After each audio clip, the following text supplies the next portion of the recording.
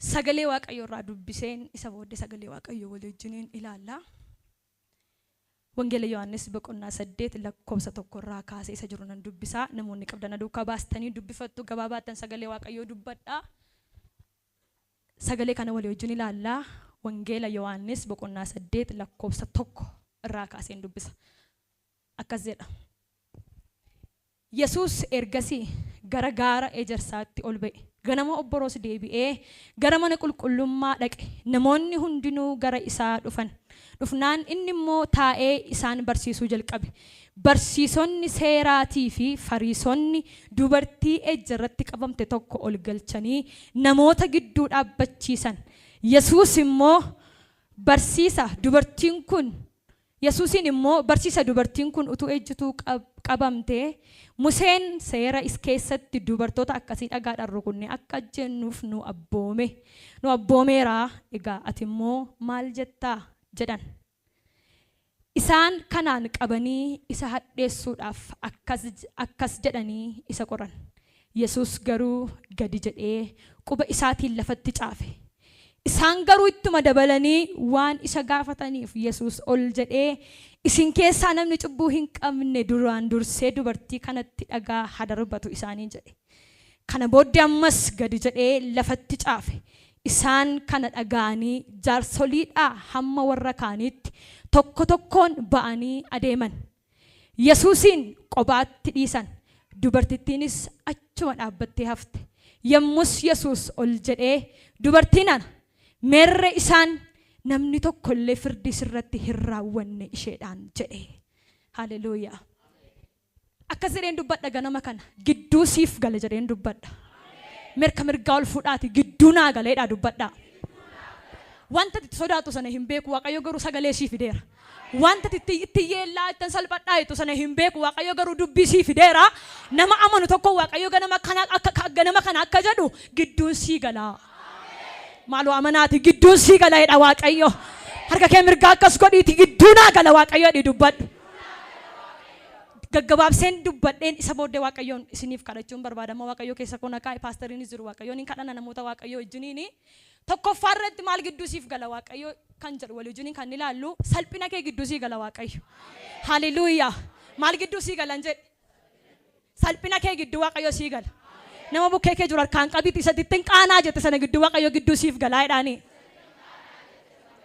Gidduu sii gala ganama kanaa jedhaani. Ofii keetti isan ittiin qaanaa jedhe sana waaqayyo gidduun sii gala naan jedhee ofitti. Haleluuyaa. Gidduu siif gala waaqayyo ganama kana. Haleluuyaa. Kutaa kana irratti wanti nuyi agarru dubartii tokkotu utuu isheen ejjituu qabneedha namoonni gooftaa Yesuus hadheessuudhaaf fidan. Gooftaan Yesuus dhimmi namoota kanaa dubartii sanatu hin taane gooftaa Yesuusin ittiin qabachuudhaaf ture. Haa ta'uyyuu malee dubartii kana garuu hadheessaniitu gara gooftaa Yesuusitti geessan. Maal ennaani dubartii kana ejjirratti agarreedhan. Hin callisee Yesuus homaatti hin deebifne gajjalee lafatti barreesseetu hinuma calliseedha sagalee kanarraa. Ammas didanii maal jedhan seera Museen caafe keessatti namni ejjirratti qabame maaliin rukutamee ajjeefamu. Dhagaadhaan rukutamee akka ajjeefamu caafameera jedhan ragaa qabu jechuudha. Seera Musee keessatti kun caafameera jedhan. Isa booddee gooftaan Yesuus kana erga dhagee booddee akkas jedhe isin keessaa an cubbuun qabu kan ofiin jedhu duraan dursee rukutee dubartii kana ajjeesuutti hin jedhe. Isa booddee ammas erga kana dubbatee booddee deebi'ee lafatti waa barreesse.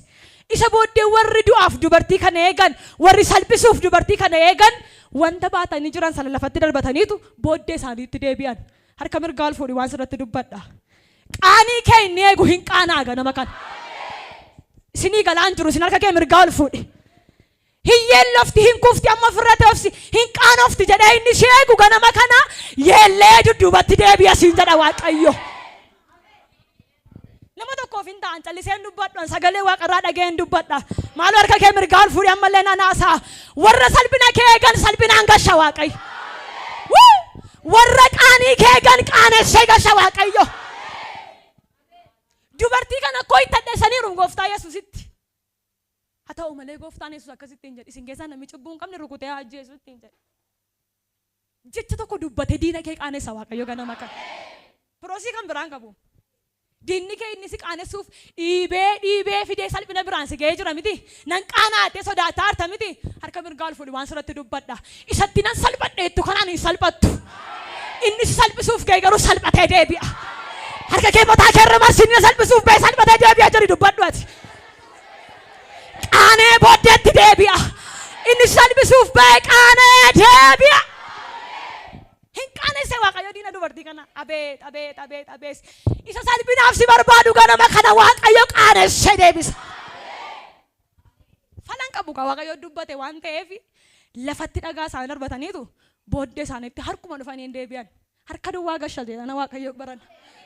Isa salphisuuf salphinaan biraan si geessan. Nan qaanessa sitti kolfuudhaaf salphina biraan si geessana harka duwwaa gasha waaqayyo. Maal godhee gidduu siif galee. Maaloo akkas jedhi gidduu naaf galee jedhi. Diina koo qaanessa waaqayyo jedhi dubbadhu ati. Gidduu sii galee diina kee qaanessa waaqayyo. Ati salphattu isa salphisuuf ba'e salphata malee. Ati qaanoftu isa si qaanessuuf ba'etu qaanaa malee. Waan godhan hin qaban waan ta'eef dhagaa ittiin ajjeesuudhaaf ittiin salphisuudhaaf wal guuranii yaaniim dubartii kana duukaa. Maaliif yoo jettan seera irratti barreeffamee jira ragaa guutuu qabu utuu isheen ejjitu arganiiru bakka waan fuudhiidha wanti isaan qaban. Haa ta'uyyuu malee salphinni nama baay'eedhaan sirratti murtaa'e ganama kana sirraa ka'a. Seeraan kasitti murtaa'e salphinni harka kee ol fuudhi maaligaa ilaa sagalee nama tokkooti ergaa nama tokkooti kun salphinni seeraan sitti murtaa'e suni waaqayyo gidduu siif galee diina keetti deebiseera. Seera qabu namoonni kun ko seera qabu. Seera Museen caafe keessatti namni utuu ejjuu qabame maaliin rukutamee ajjeefama.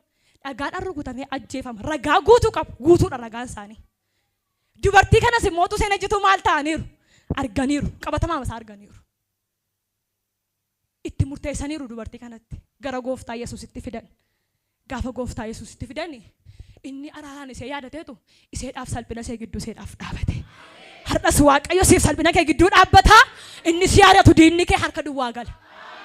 Namni amanu tokko yoo jiraate harka mirgaa ol fuudhee inni salphina koo eegu harka duwwaa galaa jedhee haa dubbatu. Haleluuyaa. Salphina mana kee inni eegu. Salphina ijoollee keetii inni eegu. Salphina maatii keetii inni eegu. Ganama kana waaqayyo keedhu gidduun siif galaa harka duwwaan gashaadha waaqayyo. Maaloo amanaa jirtu harka mirgaa ol fuudhi gidduu siif gasheen isa salphina kee eegu harka duwwaa gashaadha waaqayyo. Harka duwwaa gashee waaqayyo diina dubartii kana jaalaa biraadiyaa boosseedhaa radiyaa.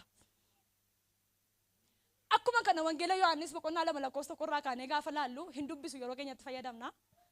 Cidha tokkotu qaanaa Galiilaatti ture. Asittis waaqayyo salphina gidduutu inni namaa galuu agarra. Cidhi kuni qophaa'ee wanti hundumtuu reedii ta'eera. Haa ta'u malee daadhii wayiniitu jalaa dhume namoota kana jalaa. Hin salphanadhanii yaanne namoonni kun. Haa ta'uyyuu malee warri cidha qopheessan kuni eenyuun akka waaman beeku waan isin ajaa'ibu. Waamicha isaan waaman keessa eenyuutu ture? Gooftaan Yesuusiif bartoonni isaa affeeramanii turan waamicha irratti jechuudha. Isa booddee daadhii wayinii jalaa dhumnaan namoonni kun itti bitaatti gale. Bitaa waan itti galee fi Maariyaam egaa argiteetu rakkina isaanii dhiphina isaanii kana gartee gara gooftaa Yesuus hin natteetu maaloo daadhii wayinii jalaa dhumeera jettee gooftaa Yesuus dubbannaan waa gochuudhaaf ammallee yeroon koo hin geenyeedha. Hojii koo keessa maaltu si gashee ittiin jedhee deebise. Karoora qaba waan ta'eef waaqayyo yeroo qaba waan ta'eef waaqayyo waan hundumaatiif. Isa booddee baqa lafa dhixan dhaban namoonni kun gooftaan Yesuus ka'eetu qodaa daadhii wayinii kun keessa ture hunduma isaa miicaa qulqulleessaa'e. Waan isaan jedhe waan inni jedhe hundumaan godhan. Miicaan erga qulleessanii booddee gooftaa Yesuus ammas bishaan waraabaati bishaan qulqulluu waraabaati maal godhaa? Qodaa kanatti itti guguutaa'e. Toleedhaan abboomanii bishaanicha itti guutan. Homtuu ittiin dabalamne. Gaafa guutanii raawwatan homaatti hin goone buusaatii qammasaa'e. Ilaalame.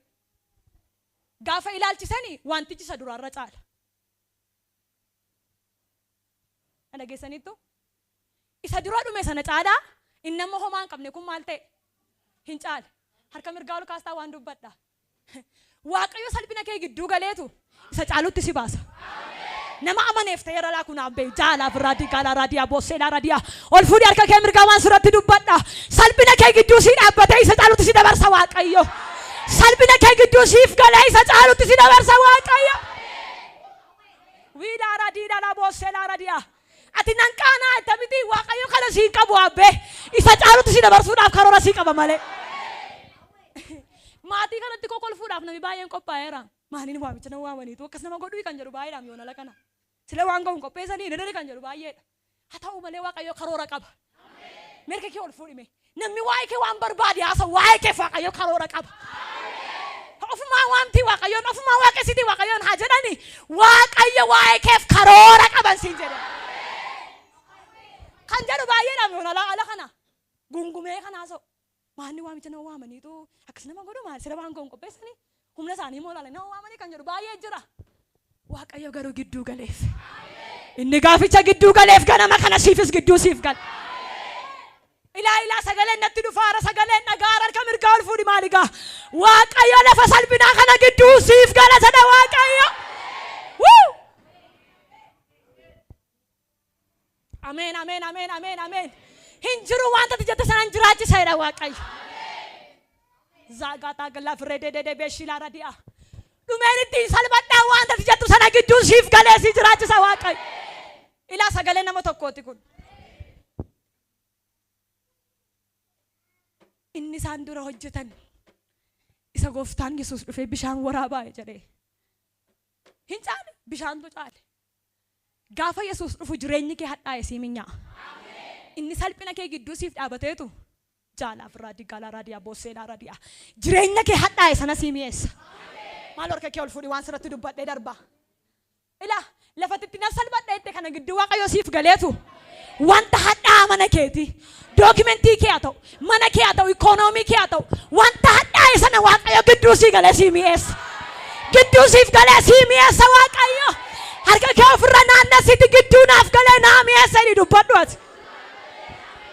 Gidduu siif galee wanta ati hin hadhaa'e jettu wanta biyyi hin hadhaa'e jedhu sana sii mi'eessa waaqayyo ganama kan fooliitti sii godha waaqayyo ganama kan lafaa sii kaasa waaqayyo ganama kana harka kee mirgaan fuudhi gidduu naa ganama sadi dubbadhu ati. Harka namaa miti kan gidduu siif galu ofii isaatii waaqayyo dhufee gidduu siif gala. Haleluuyaa. Isa lammaffaa dubbadha. Maal gidduu siif gala waaqayyo isa jalqabaa salphina kee gidduu siif gala jedhee dubbadheera. Isa lammaffaa siif isa siraasu gidduu siif gala waaqayyo. Maayettan siif isa siraasu gidduu waaqayyotu siif gala. Mee akkas jedhiiti isa naraasuuf na gidduu waaqayyotu gala jedhi dubbadhu. Wanti baay'een jireenya kee raasuu danda'a. Haalli baay'een jireenya kee raasuu danda'a. Wanta ati dhageessu wanti ati argitu jireenya kee raasuu danda'a. Misiraachoon sii qaba ganama kana waaqayyo isa siraasuuf sii gidduu siin gala siin jedha waaqayyo.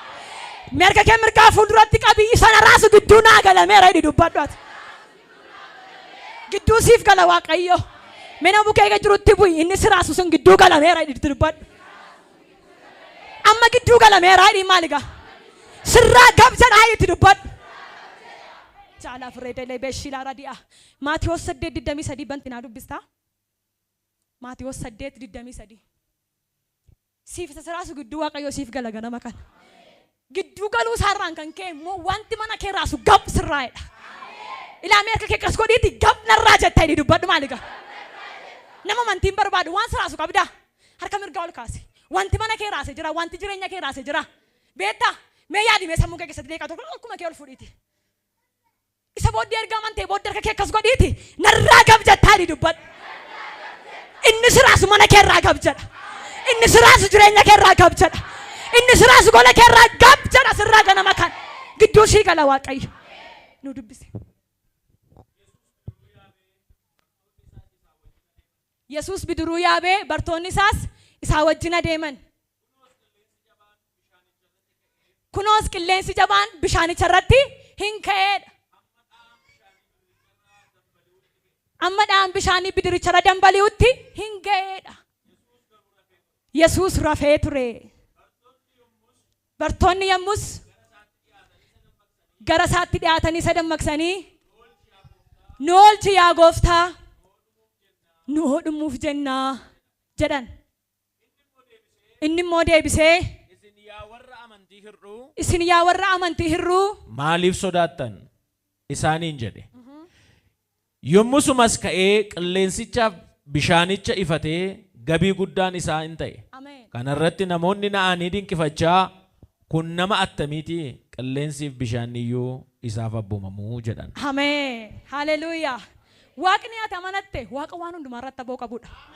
Ilaa lolatti keessa jirtu kana keessa raafamatti keessa jirtu kana Yesuus keessa ajiraatu malee mo'amaadha. Dhugaadha gaafa sagalee kana dubbisu waaqa wanta akkas naan jedha. Namoota baay'eetu rakkina isaanii keessa anatti hin jiru jedhe Waaqayyo. Kanaaf raafamaa jiru naan jedhe Waaqayyo. Ilaa dhiphinatti dhiphattu keessa Waaqayyo jiraatee naani mo'amaadha. Sirraas gab jechuun isaa beekamaadha. Eenyu keessa jira waan ta'eef. Yesuustu keessa jira waan ta'eef. Kutaa kana irratti gaafa ilaallu Yesuus dubartoota isaatiin kaa'ee eessatti ceenaa'e laga gamattiin ceenaa'e filatee ka'e bidiruudhaan. Yesuusii fi bartoota isaa jechuudha. Isa booddee adeemsa jalqaban. Adeemsatu jalqabanii jiranii gooftaan Yesuus hin rafee jedhamti sagalee kana keessa hin rafe. Isa booddee adeemsa kana galaanarratu deemaa jiranii qilleensi jabaan maal ta'e isaanitti hin ka'e. Baay'ee raafaman baay'ee hin sodaatan. Eenyu keessa jira garuu? Yesuus keessa jira garuu. Eenyu akka keessa jiru hin beekan malee. Inni iyyuu dubbateera gara gadiitti. Isin yaa warra amantii irra na jiree dubbateera. Gaafa qilleensitti ka'u hin raafamanii sodaatan. Maa jedhan? Barsiisa jedhan. Maaloo nu oolchi nu maal taaneerra? Dhumneerra jedhan. Akka dhuman amananiiru jechuudha. Akka isaan oolchu amananii akka dhuman amanan. Inni oolchu isaanii wajjin hin jira garuu isaan amanuu dadhabaniitu maal amanan? Dhumuu isaanii amanan isaan.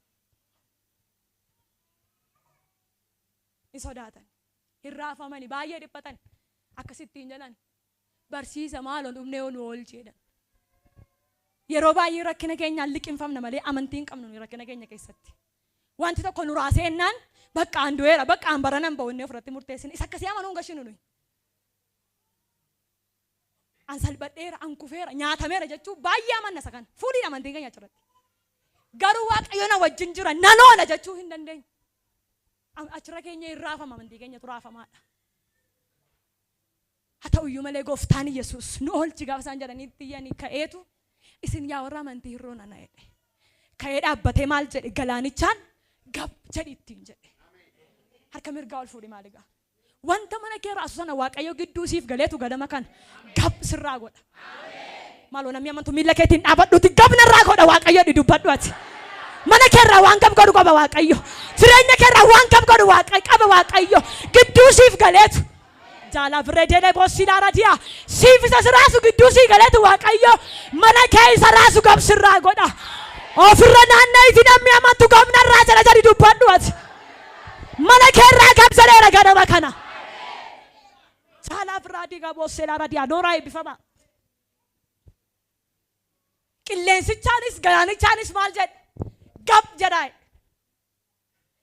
Isa kallattii ta'uunis kallattii hin taanuunis si qoru waaqayyo ganama kana. Isa mana kee raasu kallattii lamaanis sadiinis afuriinis isa mana kee gola kee raasu waaqayyo kana. Gidduu siif galee ka'ee dhaabbateetu Yesuus gab mana kee irraa hin godha. Abeet abeet abeet ergaa nama tokkooti ilaa kun sagalee nama tokkooti kun ilaa namatti bu'ee qabalaa sagaleen kun. Jaalaa firaadii gaalaa raadiyaa kallattii afuriin isa siraasu gidduu waaqayyo siif galeetu mana kee irraa gab godha. Harka kee gara oliitti qabiitii narraa gab jettee dubbadhu. Gara kanatti qabii narraa gab jettee dubbadhu. Booddee keetti galagali narraa gab jettee dubbadhu. Fuuldura keetti qabii narraa gab jettee dubbadhu. Isa siraasu kallattii hundumaan gab sirraa godha waaqayyo. Isa siraasu isa mana kee raasu kallattii hundumaan gab sirraa godha waaqayyo. Wiilaa radii lala boosseedhaa radiyaa. Namoota sorba jireenya raafamaa gidduu akkasiin jirta waaqayyo natti dubbata. Irraan dhaabanaan jedha waaqayyo. Saalaaf reedelee beeshiidhaa radiyaa. Nama torba dhiira sadiif dubartoota afur. Ilaa waaqayyo akkas naan jedha. Jireenyi keessa raafama hamaa keessa jira naan jedha. Isaanuma kana keessa namoonni lama gaa'illi keessa raafama hamaa keessa jira. Waaqayyo akka jedhu gidduu siif galeen isa mana kee raasu sirraan qab godha dha waaqayyo. Maalaa raadiidhaadhaa boosseedhaa radiyaa. Gidduu sii galeen isa mana kee raasu qab godha dha waaqayyo. Na dabarsuu didaa'eera. Ilaa waaqayyo mana irraa qab godhu qaba waa. Gaa'ila keerraa qab godha waa waaqayyo kanuma kan. Aliidhaadhaa boossee laafiree deelee beeshidhaadha diyaa. Maaloo harka mirgaa ol kaase. Mana raafamaa jiruun waaqayyo akkanaan jedhu. Waa. Ka'ee sii dhaabadhee sirraa gab godhadha waaqayyo. Haleluuyaa. Gaban sirraa godhadha waaqayyo. Wiisaa laafiree deelee beeshidhaadha diyaa. Gaafa inni ka'ee abboomu qilleensichis galaanichis maal ta'e? Gab jedhe. Wanti maqaa dhaate, wanti lakkoofsa hin qabne inni mana kee raasu, inni sunis, inni kunis, inni achis, inni asis ganama kana waaqayyo gidduu siif galeetu gab sirraa'edha. Maaliif na dabarsuu dide? Jaalaaf reedelee beeshilaa radiyaa. Waaqayyo akkasiin jedhu inni isa sanas haa ta'u. Isatti cimaan ta'e isa sanas haa ta'u. Raafama kana maan hin danda'u ta'e isatti biraa galtee isa ta'u waaqayyo akka jedhu ka'ee dhaabadhee gidduu sii galeenidha waaqayyo. Gaban sirraa godhadha waaqayyo. Mana keerraan gab godhadha waaqayyo. Ani hin beeku namoota torba kanaaf waaqayyo kanaan jedhu boqonnaa guddaa laadhaaf naan jedha waaqayyo. Namoota lama gaa'ela isaanii raafaman naan jedha waaqayyo. Akkuma kana lubbuu dhiiraa nama lama baatanii galuu keessaniif sodaa guddaa qabdu namoota torba ammaa kana keessaa. Raafama hamaa keessa jirtu baatanii galuu keessaniif sodaa guddaa qabdu waaqayyo akka jedhu isa siraasuun sirraa qabu godha. Maalaaf reedelee beeshidhaa radiyaa. Mirgi sana akka godhaati narraa gab jedhaniiru jedhi dubbadhu maali gaa. Mana keerraa afaan qabachiisa waa waaqayyo godha. Jaalaaf reedelee beeshidhaa radiyaa. Ilaa lubbuu tokko maal akka ta'e hin beeku la. Maal akka ta'e hin beeku. Namoota maqaasidha. Maal jedhee namni maqaasidha beektaa? Hin jijjiiramtu kun siin jedha namatu. Ofumaa waaqayyoon waamti naan jedhu namoonni. Ati iyyuu beekta akkasiin jedhamu la. Sagalee akkasiin dhagaa iyyata akkasiin na bira jira naan jedha waaqayyo. Waaqayyo akka jedhu abeet. Ansi keessa hin jira hin sodaatin jedhiin naan jedha waaqayyo. Maalaaf reedelee beeshilaa radiyaa. Haleluuyaa. Ani hin beeku laa waaqayyo akka naan jedhu maqaa dubartii kanaa nan urgeessa naan jedha waaqayyo. Dhugaadha. Maalli kun baruma baraan maqaa waaqayyo waamti hin jijjiiramtu jedhaniitu. Maqaa nama kanaa haasa'u dubartii tokko jira naan jedha waaqayyo. Garuu jilba qabdi dubartiin kun maal akka ta'e hin beeku. Iyyata bareedaa iyyata sagalee dhaga'amu wayin dhagaalaaf waa'ee keetiif jaalaaf reedelee beeshilaa radiyaa. Nama kana lafaa kaaseetuun karadheef hin jaalladha lafaa naa kaa'ime hin maaku. Ilaa maal akka ta'e hin beeku. Baay'ee waaqayyoon kadhattaati. Wanti itti kadhattu fuula waaqayyoo duratti ilaa sagaleen dhagaa waa'ee keetiif waaqarraa maal akka ta'e hin beeku. Waaqayyo akkasiin jedhu maqaa keen urgeessa naan jedha waaqayyo. Bakka naannoo jiraattu keessatti illee namni kanaan maqaasidha. Bakka namni kanumaa maqaasidha asiin. Hin milkooftu kun siin jedha. Akka yaala ofirraa digaalaa raadiyaa. Waaqayyo akkasiin jedha ganama kana. Si keessan jira jedhiin naan jedha waaqayyo. Baalaa radiina na boosseelaa fireedelee beeshilaa radiyaa. Haleluuyaa. Bidiruu ati kana keessa jirtu keessa Yesuus jiraannaan si gaabe. Bidiruu raafamaa jiru kana keessa Yesuus jiraannaan si gaan jedhe. Ani hin beeku waaqayyo akkasiin jedhu namoonni akkasiin jedhan si biraa dhufanii ka argatu siin jedha waaqayyo. Maqaa keen urgeessa naan jedha waaqayyo. Jaalaa bireedelee beeshilaa radiyaa. Maqaa keen urgeessa. Jaalaa radii galaa radiyaa boosseelaa radiyaa. Ati baga dhufte ganama kana. Harka kee mirgaa ol naa kaasi. Akka keessanitti naa qaba. Jaalaa radii galaa radiyaa boosseelaa radiyaa. Ilaa maal akka ta'e hin beeku. Yeroo dhiyootti nama tarka fuudhaa gara kee dhufa. Waaquma takkas naan jedha. Milikitaan mana kee seena naan jedha waaqayyo. Ilaa safaratti itti addeeffamte keessatti namni dhufee akka harka si fuudhuun godha jedhiin naan jedha waaqayyo. Safaruma tamma maqaan kee hin tolle kana keessatti namni akka dhufee harka si fuudhuun godha. Yeroo dhiyootti maal akka ta'e hin beeku. Galata qopheessi maal akka ta'e hin beeku. Waaqayyo garuu manuma kee seena jedhiin naan jedha waaqayyo. Rakkina ammatti keessa jirtu kana keessa immoo anjira hin sodaatin. Jaalaa radiyaa boosseelaa radiyaa. Galateeffadhaa fi waaqayyoon gargaaraati. Iseedhaan qabeen sirratti dubbadha harka mirgaatti ol naa fuudhi. Naannoo keetii kan sirratti hasaasu waaqayyo gidduu siif galee sirraa gaba godhu siinis. Bineensa ergamee halkan Ilaa maal akka ta'e hin beeku. Nama lama irratti ilaala kana halkan bineensa namoota lamatti ergame halkan kana saatii wal fakkaataadhaan dhufa bineensi kun. Gaafa dhufu darbatee yookaan mucaa kaasaa yookaan abbaa kaasaa yookaan haadha kaasa. Nama tokko tuun kaasiin garuu hin ba'u. Waaqayyo akka jedhu humna bineensaan hafuura kee irratti hojjete nan rukutadha Waaqayyo. Ilaa maal akka ta'e hin beeku halkan saatii wal fakkaataadha yeroo hundaa nama lama jiras kanaan kan qoramtan. Saatii wal fakkaataa bineensi kun akka nama hantuutni yeroo gagagagag jiru miti. Kan sarara kan caalu garuu sagaleen isaa kan akka fardaatti sagalee guddaa dhageessee raafamaa dhufa bineensi kun gaafa dhufu hin darbanne sagalee isaa tokko kaayee darbaa sagalee inni kaa'u sun garuu nama dammaqsu qaba. Ani hin beeku malee lubbuu fuudhee ba'uu barbaadan naan jedha Waaqayyo. Bineensi kun lubbuu fuudhee ba'uu barbaadan naan jedha Waaqayyo. Akka jedhu ganama kan sagalee kanaan gidduu galee bineensa kana ajjeesa naan jedha Waaqayyo. Harka mirgaan fuudhi bineensichi du'eera jedhi dubbadhu ati. Gidduu galeera Waaqayyo kanama kana. Harka mirgaan fuudhi gidduu galeera Waaqayyo jedhi dubbadhu. Du'i mana kee irratti ta'u jedhi dubbadhu naan jedha Waaqayyo. Jaanaara diikaa seenaara. Hin beekon. Du'a kee gidduu Waaqayyo hin galadhee mata duree sadaffaa irratti dubbachuu fedha. Waaqayyo garuu ariifatee sagalee kana naaf fideera maal akka ta'e hin beeku la. Wiisaa qaalaa diina na boossee la bireedelee beeshii la radii harka mirgaan fuudha maaligaa. Ila lubbuun kun lamaan giruuppii kana keessa nama tokko giruuppii kana keessa nama tokkotu jira. Mana kee keessaa nama fuudhee hin ba'u bineensi kun. Yookaan dhala yoo har'a ijoollee kee ribaa kaase bor immoo abbaatti darba yookaan immoo boraadhaatti darba. Namni hin beeku garuu waan nama ajaa'ibu kan. Waluma irratti agartu malee gaafa ofii taataan hin agartan. Waaqayyo akka jedhu du'a kana gidduu nan gala jedha Waaqayyo. Maasee kaataa gaalaa radiina boossee laa radiyaa ka'ii dhaabadhu maaligaa aangoon du'a cabeera ni dubbadhu ati. Waaqayyo gidduu galee aangoo du'a mana keerraa cabseera. Waaqayyo gidduu galee aangoo du'a mana keerraa cabseera. Harka kee qilleensa kanarra naannessi aangoon du'a cabeera jedhi labsi qilleensa kanarra. Cabeera mana keerraa kanama kana. Cabeera dhala keerraa kanama kana. Cabeera maatii keerraa kanama kana. Inni gidduu galu gidduu siif gale mana keerraa cabseera. Ilillee jabaasa fidaan noora. Hallelujaa. Isa sadaffaa siif du'a kee gidduu Waaqayyo hin gala den dubbadha. Hallelujaa. Kanuma dubbadheen dhaaba. Yohaannis 11:11 naa dubbisi. Maalaaf raadii kadhaa raadii aboossee raadii. Afurri Waaqayyo gadama kana humnaan lafa kanarratti hojjetaa jira. Dhugaadha la Waaqayyo namoota baay'ee irraa ba'aa isaanii hin kaasa.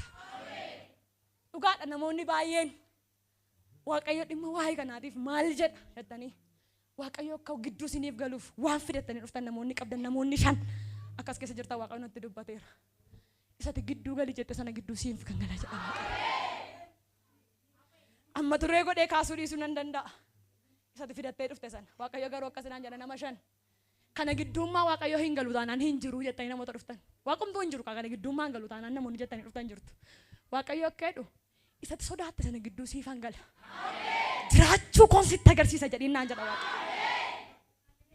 Jaalala diyaa 11. Yesuus kan erga dubbatee booddee Alaazaar firri keenya rafeera. Ani immoo dhaqee san dammaqsa isaaniin jedhe. Kana irratti bartoonni isaa yaa gooftaa yoo rafeera ta'e yoo inni hin fayya jedhaniin. Yesuus akka Alaazaar du'e isaanitti dubbate. Isaan garuu waa'ee rafiitii hirriba waan dubbate isaanitti fakkaate. Kanaaf Yesuus mul'inumatti Alaazaar du'eera isin amanuu akka dandeessaniifan bagaa ani achi hin jiraatin. Amma garuu kottaa gara isaa hin dhaqnaa isaaniin jedhe. Toomaas inni Didimiyoos jedhame immoo egaa kottaa hin dhaqnaa nus barsiisaa wajjin hin duunaa jedhe. Bartoota warra kaanitti dubbate. Yesuus yommus achi ga'e Alaazaar du'ee erga awwaalamee guyyaa 4 ta'uu isaa hin bare. Bitaaniyaa Yerusaalem irraa akka kiiloomeetirii 3 yookaas adeemsa walakkaa sa'aatii duwwaa hin fagaata ture. Yihuudoonni baay'eenis waa'ee du'a obboleessa isaatiif Maartaa fi Maariyaamiin jajjabeessuudhaaf dhufanii turan. Maartaan dhufuu Yesuus dhageessee gaditti baatee Maariyaam garuu mana keessa in teessi turte. Maartaan yommus Yesuusiin gooftaatu as jiraatte obboleessi keenya hin du'uu ture. Ammuma iyyuu immoo waanuma ati isa kadhatte Waaqayyo akkasiif kennu ani nan beekaa jette. Yesuus immoo obboleessi kee in ka'attiin jedhe. Maartaan immoo deebiftee guyyaa isa dhumaatti yeroo warri du'an du'aa ka'anitti akka inni ka'u ani beekaa jette. Yesuus garuu du'aa ka'uun jireenyis ana namni anatti amanu yoo du'e iyyuu hin jiraata. Utuu jiruu kan anatti amanu hundinuu immoo bara baraan hin du'u. Kan amantaa ree jedheen. isheen kanarratti eeyyee gooftaa ati Kiristoos isa gara biyya lafaa dhufuuf jiru ilma waaqayyoo akka taate amaneera jetteen. Maartaan erga kana jettee booddee dhaqxee obboleettii ishee Maariyaamin suuta jettee waamte. Barsiisaan as jira si waamas jette. Maariyaam akkuma kana dhageesseen daftee kaatee gara Yesuus dhaqxe. Yesuus iddoomaa Maartaan itti dhufte ture malee ammallee gandichatti hin galle. Yihuudoonni warri ishee jajjabeessuudhaaf ishee wajjin mana keessa turan Maariyaam daftee kaatee gadi bu'uu ishee arganii isaan iddoo awwaalaatti boo'uu dhaqxe si'anii ishee duukaa hin bu'an. Maariyaam iddoo Yesuus ture geessee erga argite miilla isaatti kuftee gooftaa utuu as jiraatte obboleessi koo hin du'u ture jette. Yesuus boo'icha ishee fi boo'icha Yihuudootaa warra ishee wajjin dhufanii yommuu arge hafuuratti dhiphatee garaan isaa raafame. Eessatti awwaaltan jedhe. Gaafannaan kottuutii ilaali gooftaa jedhanii deebisaniif. Yesuus imimmaan isaa dhangalaasee yommus warri Yihuudootaa ilaa attam jaallatee jedhan. Isaan keessaa garri kaan garuu inni ija nama jaamaa bane kun Alaazeer akka hin duune gochuu hin danda'u ree jedhan. Yesuus ammas of keessatti dhiphatee gara awwaalichaa dhaqee awwaalicha holqa dhagaati. Holqicha dhagaadhaan cufamee ture. Yommus Yesuus dhagicha itti fuudhaa jedhe. Maartaan obboleettiin isaa du'e immoo gooftaa yoona foolii godhateera erga awwaalame har'a guyyaa afuraffaa isaatii ittiin jette. Kanarratti Yesuus yoo amante ulfina waaqayyoo akka argitu ani sitti hin himneeree isheedhaan jedhe. Kana booddee isaan dhagicha awwaalichatti fuudhan. Yesuus garuu ol ilaalee yaa Abbaa anaaf dhaga'uu keetiif sin galateeffadha. Akka ati yeroo hundumaa anaaf dhageessu ani beekeera. Garuu namoonni as dhaabbatan kun akka ati ana ergite haa amananiif kanaan dubbadhe jedhe. Kana jedhee sagalee guddaadhaan Alaazeer as ba'i jedhee waame. Kanaaf namichi du'ee ture sun awwaalicha keessaa gadi ba'e. Miilla isaa lammaniif harka isaa lammanitti wayyaan hidhamee fuula isaattis uffifamee maramee ture. Yesuus irraatii hiikaatii gadhiisaa hadhaquu jedhee isaan abboome. Haleluuyaa. Harka birgaa fuudhi dubbii kana keessa deebi'ee hin dubbadhu. Wanta maatiin kee firoonni kee du'eera jedhanii awwaalanii gala waaqayyo gidduu kana gidduutti dhufee gidduu siif galeetu. Amanaan jirtan harka kee ol fuudhi maaligaa.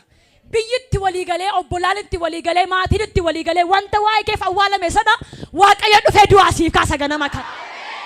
Waseekata gala radia boosela fredele beshila radia. Isa biyyitti galee awwaalee galee sana waaqayyo gidduu galee sii kaasa ganama kana. Maal harka kee ol fuudhi inni du'e du'aa naa kaadhi dubbadhu ati. Inni du'e sun du'aa sii kaa ganama kana. Siif du'aa kee gidduu waaqayyo sii gala. Harkuma mirgaa olii ta'u nan dubbadha ammallee. Balbala cufamaa ta'u wanta du'aati baattee deemtu hin beeku. Waaqayyo garuu akkasiin jedha ganama kana siif du'aa kee gidduu galee sii kaasadha waaqayyo. Haleluuyaa. Siif du'aa kee gidduu galee sii kaasadha waaqayyo. Maariyaamiif Maartaan koo akka Yesuus beeku hin beekani garuu. Isatti golotitti boosu waaqayyo beeka. Hin beekun se'an isaan. Rafeeraa jedhanii akka inni rafetti beekan. Hin danda'ama waan ta'eef waan hundumtuu isaaf. Haleluuyaa. Isaan garuu maalitti beeku? Du'aatti beeku. Isuma inni dhukkube iyyuu dhufee hin gaafannee. Isuma inni du'e iyyuu guyyaa meeqa? Guyyaa afur erga awwaalame iyyuu. Akka inni beeku hin beekan. Rakkinni ati keessa jirtu kun waan waaqayyo beeku sitti fakkaatu miti. Harka kee mirgaa ol fuudhi maaligaa.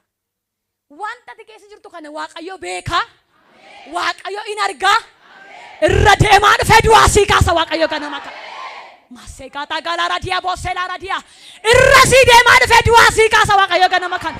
Lafa jirtu ka'ii dhaabadhuuti irra deemaa dhufee du'aa naa kaasa ni dubbadhu ati. Namoota baay'eedhaaf ikoonoomii isaanii lafaa kaasa waaqayyo. Namoota baay'ee jireenya isaanii lafaa kaasa waaqayyo. Namoota baay'ee mana isaanii lafaa kaasa waaqayyo. Ganama kana harka kee raasii kan lafaa ka'u ana eri dubbadhu ati. Radia. In kadhanna waaqayyoon asumaan. We love red.